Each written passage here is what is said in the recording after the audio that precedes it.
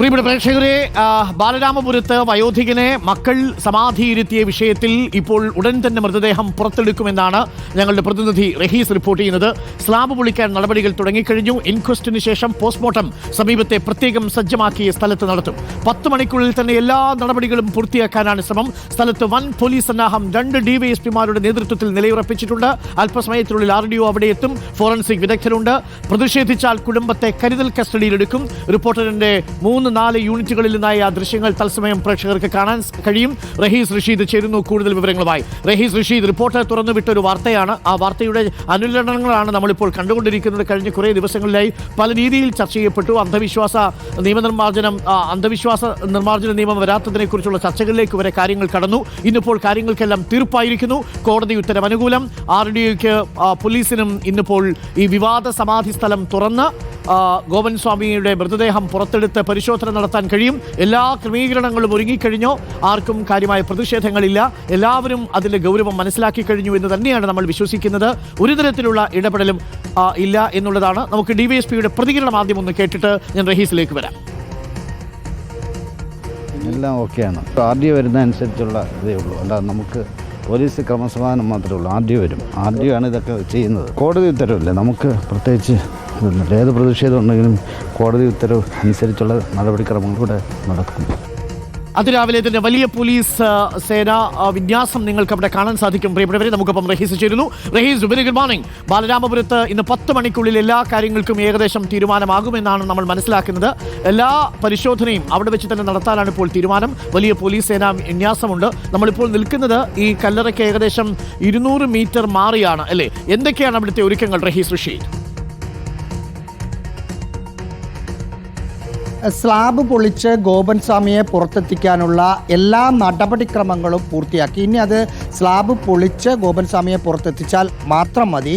പ്രധാനപ്പെട്ട ഉദ്യോഗസ്ഥരൊക്കെ തന്നെ എത്തിയിട്ടുണ്ട്. പോലീസ് നെടുമങ്ങാട് നെയ്യാറ്റിൻകര DYSPമാരുടെ നേതൃത്വത്തിലാണ് പോലീസിൻ്റെ വിന്യാസമുള്ളത്. ഏതാണ്ട് 200-ലധികം പോലീസുകാർ ഇവിടെയുണ്ട്. മറ്റൊന്ന് ഫോറൻസിക്കിൻ്റെ ഉദ്യോഗസ്ഥരും എല്ലാവരും എത്തിക്കഴിഞ്ഞു. ആദ്യം ഒരു 2 പേരടങ്ങുന്ന 2 പേർ ആദ്യം വന്നു. അതിനുശേഷം സയൻറ്റിഫിക് ഓഫീസർ വന്നു.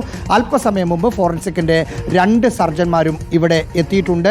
ഇനി എത്തേണ്ടത് RDO കൂടിയായ തിരുവനന്തപുരം സബ് കളക്ടറാണ്.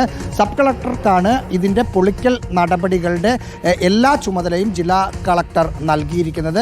അദ്ദേഹം കൂടി എത്തിയതിന് ശേഷം പൊളിക്കൽ നടപടികളിലേക്ക് കടക്കും. നമ്മൾ മനസ്സിലാക്കുന്നതനുസരിച്ച് 7 മണി കഴിയുന്ന സമയത്ത് തന്നെ, അതായത് സബ് കളക്ടർ എത്താനുള്ള താമസം മാത്രമാണ് ഇവിടെ ഉള്ളത് എന്നാണ് മനസ്സിലാക്കുന്നത്. കഴിഞ്ഞ ദിവസം ഉണ്ടായതുപോലുള്ള ഒരു സാഹചര്യവും, അതായത് എതിർപ്പുമായ ഒരു വിഭാഗം അനുകൂലിച്ച് മറുവിഭാഗം, അത്തരം സാഹചര്യങ്ങളൊന്നും ഇന്നില്ല. ഏതാണ്ട് ഒരു 500 മീറ്റർ മുമ്പ് വെച്ച് തന്നെ പൊതുജനങ്ങളെ ഇങ്ങോട്ട് കടത്തിവിടാതിരിക്കാനുള്ള നടപടികൾ പോലീസ് ചെയ്തിരുന്നു. റോഡിന് കുറുകെ പോലീസ് വാഹനമിട്ട് ഒഫീഷ്യൽസിൻ്റെ വാഹനമല്ലാതെ മറ്റൊരു വാഹനവും ഇങ്ങോട്ട് കടത്തിവിടേണ്ട എന്ന് തീരുമാനമെടുക്കുകയും അത് നടപ്പിലാക്കുകയും ചെയ്തു.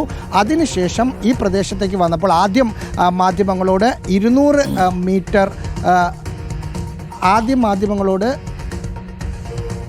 റഹീസ്, എനിക്ക് തോന്നുന്നു ആദ്യം മാധ്യമങ്ങളോട് ചില പുറത്തുനിന്ന് 1-2 എല്ലാവരും പുറത്തുനിന്ന് 1-2 ആളുകൾ വന്നു. ഒഫീഷ്യൽസ് അല്ലാത്തവർ ആരാണ് എന്ന് നോക്കുകയായിരുന്നു. കുടുംബവുമായി ബന്ധമുള്ള ആരോ ആണെന്ന് തോന്നുന്നു. പോലീസ് അവരെ അങ്ങോട്ടേക്ക് കടത്തിവിടുന്നുണ്ട്. അതോ രാഷ്ട്രീയ പാർട്ടി നേതാക്കളാണോ എന്ന് സംശയമുണ്ട്. മുഖപരിചയം കണ്ടിട്ട് ഇല്ല, അതുകൊണ്ട് നോക്കിയതാണ്. ഇവിടെ രാവിലെ നമ്മളോട് 200 മീറ്റർ ചുറ്റളവിൽ നിങ്ങൾ പ്രവേശിക്കരുത് എന്ന നിർദ്ദേശം പോലീസ് നൽകിയിരുന്നു. പക്ഷേ അതിനുശേഷം അവരുടെ നിയന്ത്രണം കുറച്ചു. ഏതാണ്ട് 100 മീറ്റർ ചുറ്റളവിലാണ് മാധ്യമപ്രവർത്തകർ ഇവിടെ തമ്പടിച്ചിരിക്കുന്നത്. പക്ഷേ ഇവിടെ നിന്ന് നടപടിക്രമങ്ങളൊന്നും ക്യാമറയിൽ കിട്ടില്ല. മൊത്തം ടാർപോളിൻ വെച്ച് അത് ചുറ്റിക്കെട്ടി വരിഞ്ഞ് മുറുക്കിയിട്ടുണ്ട്. ഇവിടെ നിന്ന് നമ്മൾ മാത്രമായിരിക്കും. അവരിപ്പോ ആ വീട്ടിൽ തന്നെയുണ്ടോ? ആ വീട്ടിൽ നിന്ന് പുറത്തിറങ്ങിയോ? മറ്റെവിടെയെങ്കിലേക്കും അവരെ മാറ്റിയിട്ടുണ്ടോ റഹീസ്?